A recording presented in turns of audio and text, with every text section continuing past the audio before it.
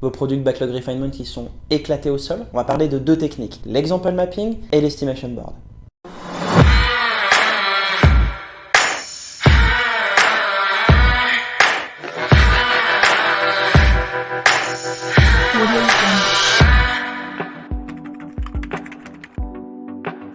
J'ai vu énormément de formats différents de Product Backlog Refinement et franchement, les deux seules choses que j'ai vues qui fonctionnaient, c'était l'example mapping et l'estimation board. C'est deux choses qui n'ont pas du tout le même objectif et qui sont complètement complémentaires, qui vont vous permettre d'optimiser l'intérêt que vous pouvez porter à vos Product Backlog Refinement. Premièrement, l'example mapping.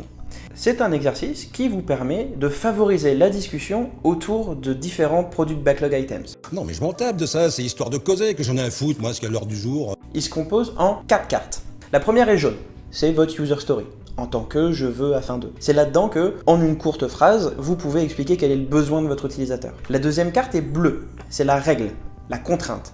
La règle métier, la contrainte technique, quoi que ce soit, c'est une contrainte. La troisième carte est verte, c'est l'exemple. Un exemple ne décrit un comportement qui ne répondra qu'à une seule règle, et souvent sera écrit en langage Gherkin. Et la quatrième carte est rouge, c'est la carte des questions. Vous pouvez répéter la question? Bon, il y a différents formats, mais là je vais vous faire le format uniquement sur une user story. Le PO va présenter le besoin à toute l'équipe, et va ensuite présenter toutes les règles, les contraintes connues auxquelles elle a déjà pensé. À ce moment-là, les autres membres de l'équipe peuvent, grâce à la discussion, ajouter de nouvelles contraintes, ou en retirer certaines. Une fois que tout ça a bien été compris, Ouais, j'ai bien compris, là, j'ai bien compris. l'équipe part dans une phase de concentration où chacun va rédiger des exemples sur différentes règles. Ce qui est très important, c'est que ça soit un exercice collectif. Il n'y a pas une seule personne qui écrit des exemples, une seule personne qui écrit des règles et des contraintes. À la fin de cette phase de concentration, on réengage une conversation et on essaie de voir si tout le monde est aligné. Et vous arrivez à la fin avec une user story qui aura été comprise de tous et co-conçue. Ensuite, la deuxième partie qui est relou dans les Product Backlog Refinement, c'est l'estimation.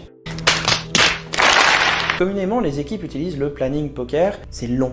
Ça fonctionne, mais c'est long. Si vous avez 20 US parce que vous avez une grosse feature, vous allez y passer 3 jours. Ce que j'aime faire, c'est ce que j'appelle l'estimation board. L'idée est vraiment très simple. C'est d'avoir un tableau de référentiel des user stories qu'on a déjà terminées, adossés à leurs estimations. Là encore, plusieurs possibilités. Ma préférée, c'est de garder uniquement 5-10 minutes peut-être à la fin de votre Product Backlog Refinement pour estimer toutes les US dont vous aurez discuté pendant la session.